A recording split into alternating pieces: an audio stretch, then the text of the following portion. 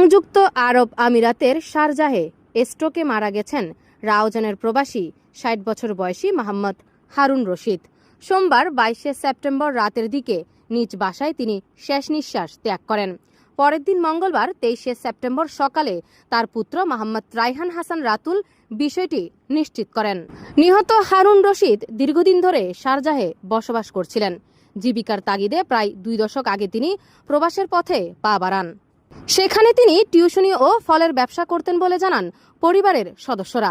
২ সন্তানের জনক হারুন রশিদের আকস্মিক মৃত্যুতে পরিবার পরিজন সহ প্রবাসী মহলে নেমে এসেছে শোকের ছায়া। হারুন রশিদ রাউজান উপজেলার হলদিয়া ইউনিয়নের ৭ নং ওয়ার্ডের ইয়াসিননগর সালে আহমদ তালুকদার বাড়ির মৃত সালে আহমদের ছেলে। বর্তমানে তার মরদেহ শারজার একটি হাসপাতালের হিমঘরে সংরক্ষিত রয়েছে। আইনি প্রক্রিয়া শেষ করে আগামী ৩রা অক্টোবর শুক্রবার তার মরদেহ দেশে আনা হবে বলে জানা গেছে। হারুন রশিদের মৃত্যুর খবর গ্রামে পৌঁছালে শোকের ছায়া নেমে আসে ইয়াসিননগরে। পরিবার স্বজন ও প্রতিবেশীরা ছুটে আসেন নিহত পরিবারকে সান্ত্বনা দিতে। দীর্ঘ প্রবাস জীবনের পর হঠাৎ এভাবে না ফেরার দেশে চলে যাওয়া সবাইকে বাকরুদ্ধ করে তুলেছে।